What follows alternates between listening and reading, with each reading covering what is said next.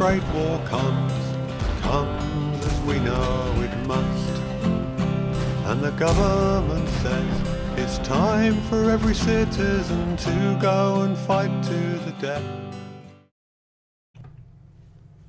And welcome back to Tactics Talk with Guido. Appreciate your support. We have a good one here from Bagheera. He's driving his 110E5 American Tier 10 heavy tank. He's in a 357. Pretty good setup, and he's on Siegfried line. He's spawned down here in the south spawn. He's headed right towards town. You can tell from the setup that if he gets in there and starts throwing around the weight of that 110E5, he should have a decent game. And this does indeed turn out to be one. So let's talk about how that goes. He does a nice job initially of his positioning, and I'll show you that as soon as we get there, because he's going to take what is a fairly forward position. There are high risk, high reward spots. I would not exactly categorize this as high risk, but you can get peeled out of here if the enemy team is serious about. But it is a medium risk spot for sure, but you are able to isolate the threat from two sides. And you can see that he's got several friends that have moved in here. That's good and bad. It's always good to have a few guns around with you. It's bad because they end up playing bumper tanks a little bit in here. And this can be a quite constrained area to work, depending on how hard the enemy is pushing you. So Bag's going to start working around here. Interested in getting a shot on that FVU. Doesn't seem to be aware of them yet.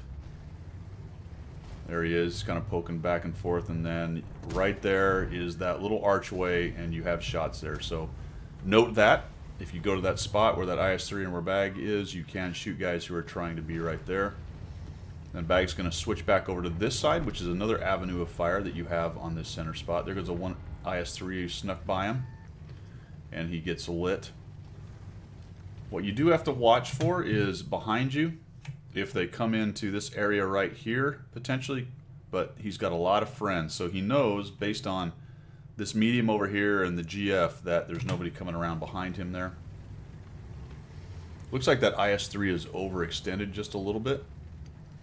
Unfortunately for Bag, he's got two TDs hanging out in the very back corner there. Watch what he does with this. Oh ho, this is a nice job. That's a tracking shot on that front wheel.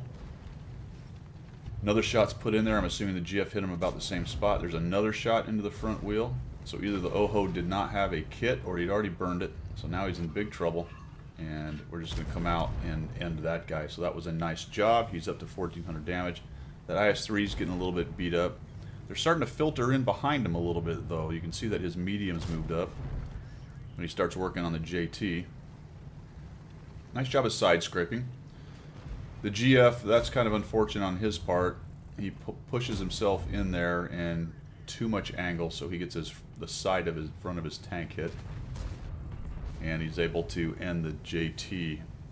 So Bag hasn't lost any hit points. Teams are relatively even. The JP has moved into that spot I talked about, the JP2.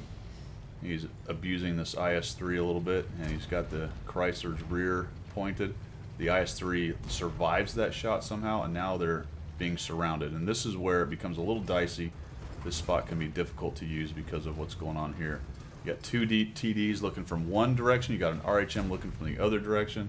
The Chrysler's trying to minimize the amount of damage he can take.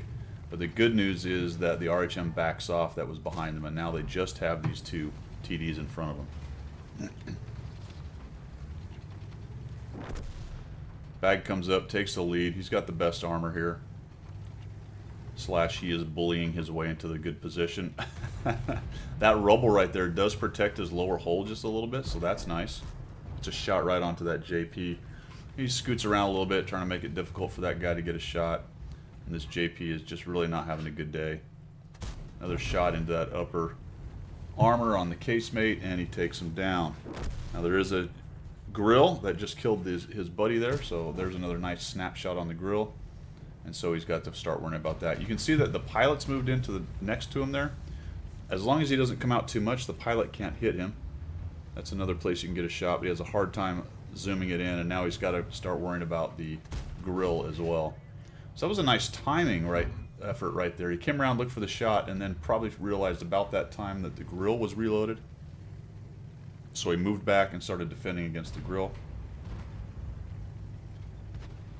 And his team is starting to lose. So he's got quite a few guys here, but a lot of them are one-shots. So he's going to change the fight a little bit. He's going to come around here and see if he can't take out there. Kill that guy right up. Oh, darn it. Into his side armor and bounced. The 110E5 reloads pretty quickly, relatively, especially for a tier 10 heavy. So he's just going to come around on this guy who's not paying attention and take down the pilot. The FV, oh no, there's an IS-3 who misses. That guy's cursing his life right now. He goes down, and we're up to 3 kills and 4,400.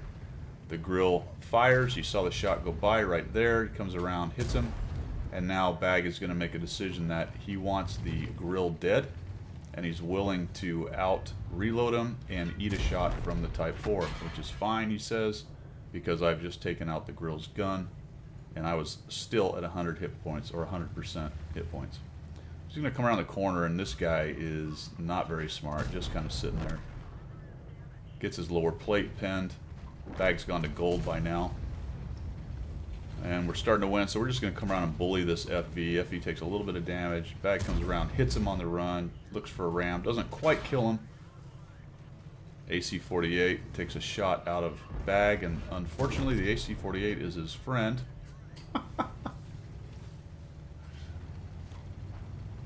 And we'll come around this way.